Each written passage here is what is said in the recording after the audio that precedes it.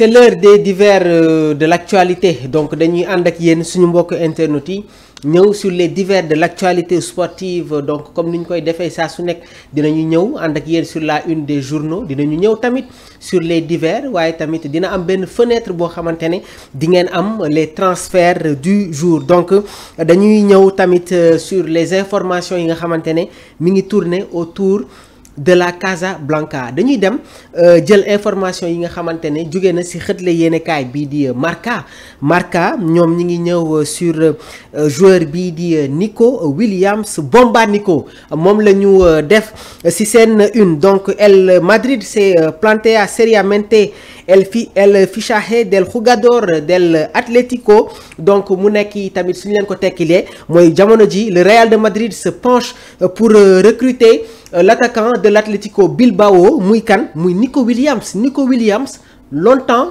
évoqué longtemps ñi ngi ko doon tudd que dina dem rejoindre équipe bi di FC Barcelone moo tax Marca ñoom ci seen titrage ñu def Bomba Nico on vous explique donc jamono ji nag le Real de Madrid ñi ngi envisager sérieusement de recruter Nico Williams l'ailier de l'Atlético Bilbao et de l'équipe d'Espagne en activant sa clause libératoire de 58 millions d'euros moom mooy la clause libératoire de Nico Williams le club madrilène nag est impressionné par la technique du joueur vitesse am et li nga xamante ne nag moom mooy son explosivité ainsi que impact médiatique ak sportif bi nga xamante ne am na ko gannaaw ba mu amalee ay performances yu am solo trop ci Euro 2024 bi ce transfert nag serait une surprise pour beaucoup comme ni ñu leen ko évoqué léegi Nico Williams était auparavant proche de rejoindre le FC Barcelone mais ce dernier s'est finalement tourné vers d'autres options le Real de Madrid pourrait voir en lui un remplaçant potentiel de Rodrigo est sur le départ tey jii nii y a le lien divorce bi am na diggante Rodrigo ak Real de Madrid Rodrigo am na ay yenn match yoo xamante ne d'après les dernières informations yi nga xamante ne jëlee nañ ko sur la presse espagnole il était pas d'accord bëggul woon dugg comme remplaçant ci yenn match et cela s'est confirmé ci match bi nga xamante ne Real de Madrid mi ngi ko doon football ak équipe bi di FC Barcelone donc Rodrigo le départ est envisagé et s'inscrire dans une stratégie visant à renforcer ses ailes offensives loolu moo tax jamono ji la direction merengue se penche sur ki nga xamante ne nag moom mooy Nico Williams cependant certains experts ñoom ñi ngi douter réellement sur la pertinence de ce recrutement car entraîneur bi di Xavi Alonso prévoit un système avec Vinicius Junior ak Kylian Mbappé comme duo d'attaque principal ce qui pourrait limiter la place de Williams dans l'effectif parce que Xavi Alonso moom dina ñëw avec un schéma A3 déjà recruté nañu Alexander Arnold recruté nañu Hussein et aussi il y a des discussions yi nga xamante ne avancé na pour recruter l'arrière gauche du Benfica donc Nico Williams est-ce que su jógewee Atlético Bilbao ñëw fi nga xamante ne moom mooy Real de Madrid dina am temps de jeu bi nga xamante ne jamono ji am na ko au sein de l'Atlético Bilbao waaye tamit lu ñu leen mën a wax mooy jamono ji le FC Barcelone plus précisément le directeur sportif du club Deco moom priorité absolue mooy Luis Diaz bi nga xamante ne jamono ji mi ngi évoluer fii ci Liverpool démb ñëw nañu expliquer leen aussi la décision de Marcus Rashford bi nga xamante ne pare na pour rejoindre la Catalogne on vient avec vous avec les keys démb équipe bi nga xamante ne moom lañ leen proposé woon effectivement c'est le Real de Madrid il y a pas de surprise donc tey jii nag dañu ñëwaat jox leen beneen 11 dans les buts ki nga xamante ne on a un espagnol dans les buts on a un espagnol comme arrière droit on a un brésilien au niveau de la charnière centrale on a 2 espagnols comme arrière gauche on a un français au niveau du milieu de terrain am nañu ñetti espagnol en attaque on a un camerounais un argentin ak benn français j'attends la réaction de Mahou Mandela ci quiz bi donc dans les buts on a un espagnol dans la charnière centrale ñaari espagnol la arrière droit un brésilien arrière gauche benn français au niveau du milieu de terrain ñetti espagnol la ñu am en attaque on a un français un Argentin ak benn Camerounais, les Catalans.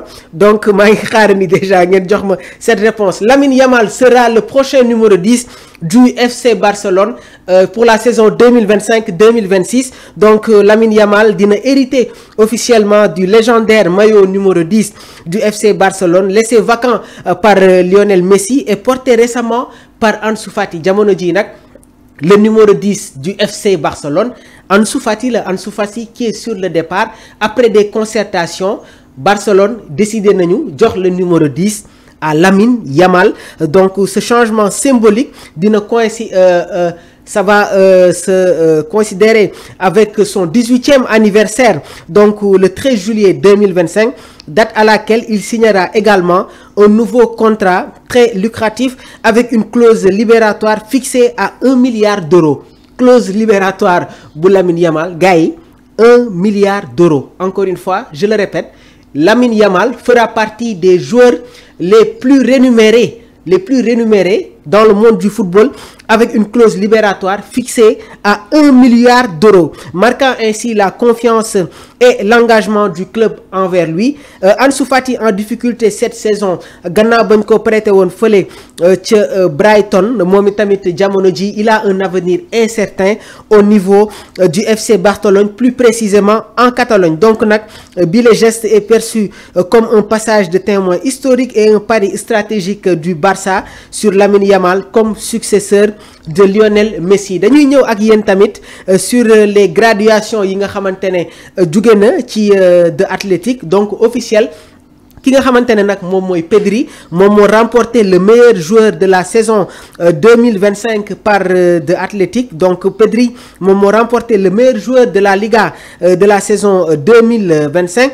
Ki nga xamante ne nag moom mooy Rafinha dina signer un nouvel accord à Barcelone demain. Donc la décision a été prise. Donc Rafinha moom moo remporté le meilleur joueur européen de l'année 2025 par athlétique. Donc ki nga xamante ne nag moom mooy Luis Enrique, moom moo remporté le meilleur entraîneur de l'année 2025.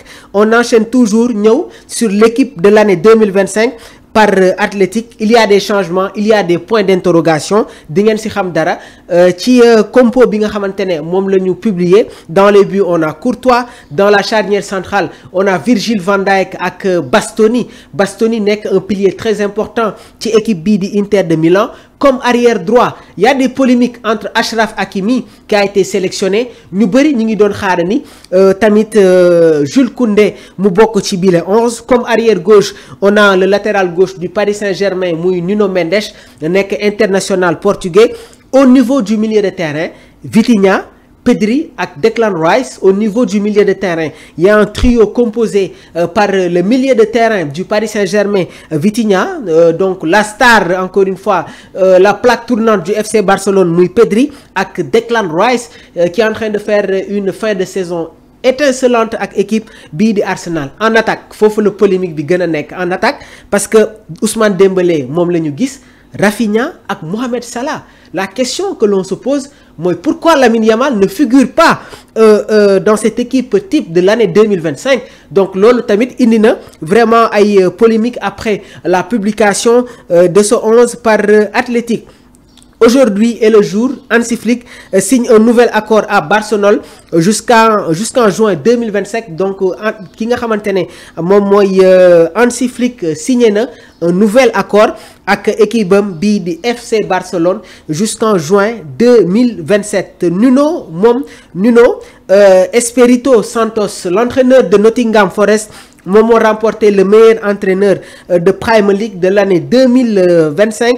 Michael Olise moom moo remporté le meilleur joueur de Bundesliga de la saison 2025 par Athletic. Michael Olise en provenance de Crystal Palace dem fa li nga xamante ne moom mooy ca Bayern de Munich. Il a été désigné meilleur joueur de Bundesliga de la saison 2025. On rappelle Athletic ñoom ñoo joxe yile désignation. Mohamed Salah, l'Égyptien, le pharaon, moom moo remporté le meilleur joueur de l'année 2025 par Athletic. Lamine Yamal, effectivement, il est là, la jeune pépite catalane, c'est lui qui remporte remporte le meilleur jeune talent de la saison 2025 par Athletic. Alors la question bi nga xamantene ñi ngi leen koy poser, qui aurait-vous voté? Donc ki nga xamantene aussi mom moy Moïse Kean qui suscite les intérêts du FC Barcelone. Donc Barcelone veulent améliorer li nga xamantene mom moy sen secteur offensif. Michael Olise en provenance Moïse Kean en provenance de la vieille dame Juventus de Turin, actuellement qui évolue du côté de la Fiorentina. ñoom itamit moom bokk na sur la short list de Deco. Donc mu nekkoon itamit les désignations yi nga xamante ne dëgtal nañ leen ko yéen suñu mbokk internautes yi. On va terminer avec l'autre information toujours côté Barça. Donc l'agence de Lamine Yamal a demandé à faire de lui le joueur le plus payé de l'équipe avec un salaire de 40 millions d'euros par an. Donc entourage joueur bi, l'agence de Lamine Yamal jamono ji ñi ngi mettre la pression à la direction catalane, à la direction blaugrana, parce que bëgg nañu Lamine Yamal mu nekk le joueur le plus payé de l'équipe avec un salaire de 40 millions d'euros par an. C'est du lourd encore une fois. Donc mu nekk tamit les dernières informations yi nga xamantene mi ngi secouer l'actualité sportive. C'est la finale aujourd'hui, c'est la finale. Il y a une grande finale 100% anglaise entre Manchester United ak Tottenham mu wara nek finale Ligue Europa. Donc dinañu ñëw ak yeen sur une autre vidéo les compos probables, les compos officiels, l'analyse, les débriefs. waaye tamit dinañ leen jox bépp information yi nga xamantene war na jóge ci bile final. On attend vos réactions, on attend vos commentaires et on vous dit à tout à l'heure gars yi.